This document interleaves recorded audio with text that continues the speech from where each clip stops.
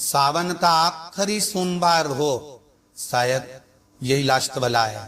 सावन का आखिरी सोमवार हो, जो लोटा जल का लेकर जा रहे हो उसमें थोड़ा सा इत्र, अगर इत्र नहीं हो तो गुलाब की पंखरी, पंखरी नहीं हो तो कोई फूल की पत्ती उस जल में बाबा को समर्पित, इत्र हो तो ज्यादा अच्छा। आखिरी सोमवार को या सावन महीने का आखिरी दिन आप शिव को जब 2 लोटा जल चढ़ाएं तो उसमें इत्र का भाव रखकर, कामना कर कर, त्र्यंबकेश्वर बाबा का स्मरण कर कर और महामृत्युंजय मंत्र को जपते हुए। कौन सा मंत्र?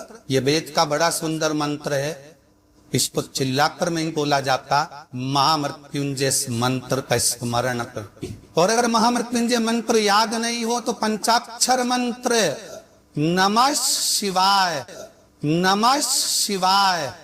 पंचाक्षर का स्मरण नहीं रहे तो सदाक्षर ओम नमः शिवाय। सदाक्षर का स्मरण नहीं हो तो श्री शिवाय नमस्तुभ्यम। एक बात याद रखना, अगर किसी एग्जाम में बैठ रहे हो, बहुत बार बैठ चुके हो, नहीं हो रहा तो कच्चे दूध में थोड़ी सी काली मिर्च को पीस कर डाल दीजिए। कच्चे दूध में थोड़ी सी काली मिर्ची को पीस कर डाल लीजिए। महाराज थोड़ा सा कच्चा दूध बेलपत्री के पेड़ के नीचे समर्पित कर दीजिए, अपना नाम और गोत्र बोलकर थोड़ा सा कच्चा दूध उसी में से शंकर भगवान को चढ़ा दीजिए। फिर एक कलश जल का साथ लेकर जाइए, जिस शंकर भगवान पर जल चढ़ा कर आइए। फिर जिस एग्जाम में जा रहे हो उसमें आप चले जाइए, बाबा आपको सफलता प्रदान करेगा। काली मिर्च शत्रुओं का नाश कर, आपको बल प्रदान करती कि आप जिस परीक्षा में बैठने जा रहे हो, आप जिस जगह पर भगवान का अनुमोदन करने जा रहे हो, आप जिस जगह पर कंपटीशन एग्जाम में बैठने जा रहे हो, वहां सफलता देगी। वहां अगर कहीं भटक नहीं गए, हट नहीं गए तो वो सफलता नहीं।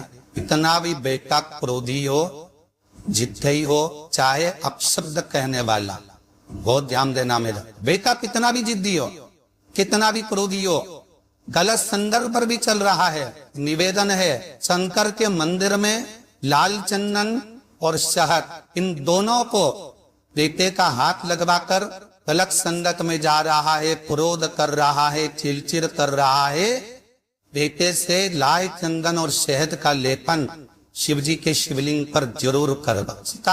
चिड़चिड़पन, क्रोध और उसकी गलत संगत अपने आप हटने लगेगी और वो बालक धर्म की ओर आगे बढ़ेगा, सत्कर्म की ओर में रहेगा, सत्संग की ओर आना।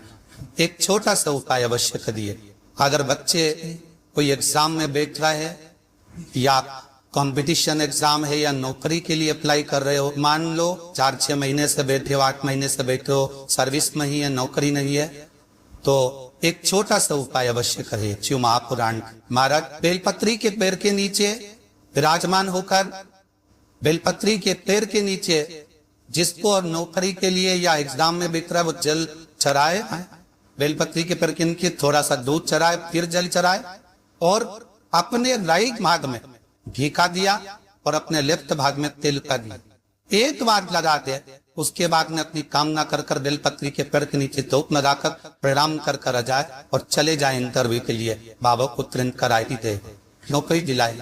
जिस लड़का लड़के का विवाह नहीं होता ना, उस समी पत्र के नीचे बिठा कर और समी के वृक्ष के नीचे बिठाकर समी वृक्ष के जड़ की मिट्टी का तिलक लगाकर हाथ में समी वृक्ष के हाथ में लड़का या लड़की की हल्दी लगाकर समी वृक्ष पर छापे लगाकर और वहीं पर उसका मीठा मुंह करा दिया जाता है। तो 3 महीने में भी हो जाए। कोई कार्य ऐसा हो गया हो कि आप बहुत मेहनत कर रहे हो, सफलता नहीं मिल रही हो, लक्ष्मी प्रवेश नहीं कर रही हो, तो हमारा बेल का जो फल होता है, उस फल के अंदर का जो गुर्दा होता है, बेल के फल का अंदर का जो भाग होता है गुर्दा, उसको लेकर घर पर आओ और सुखा लो। सुखाने के बाद उसको जलाकर उसकी भस्म तैयार, उस भस्म को अच्छा बढ़िया पीस लो, पीस कर कपड़े से छान लो।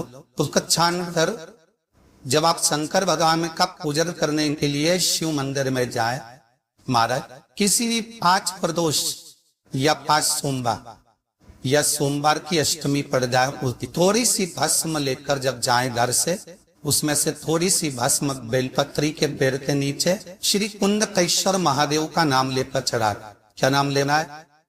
कुंदकेश्वर।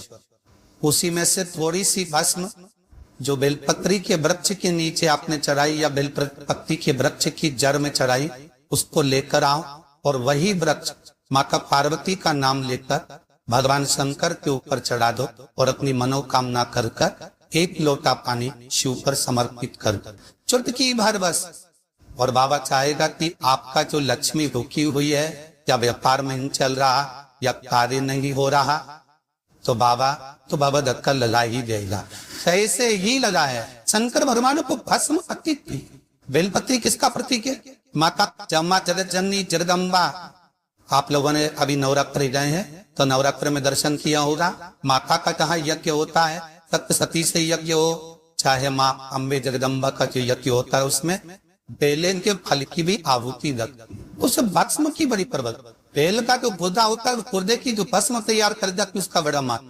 मनवांछित फल की कामना, आप जिस कामना के लिए कर, विवाह के लिए, नौकरी के लिए, सर्विस के लिए, व्यापार के लिए और रोग मुक्ति के लिए, आप जिस कामना से कर, महाराज बेलपत्री के वृक्ष के नीचे बैठकर हाथ में बेलपत्र का पत्ता रखकर आप पंचाक्षर मंत्र नमः शिवाय, ओम नमः शिवाय या श्री शिवाय नमस्तुभ्यं या महामृत्युंजय मंत्र का स्मरण कर रहे थे।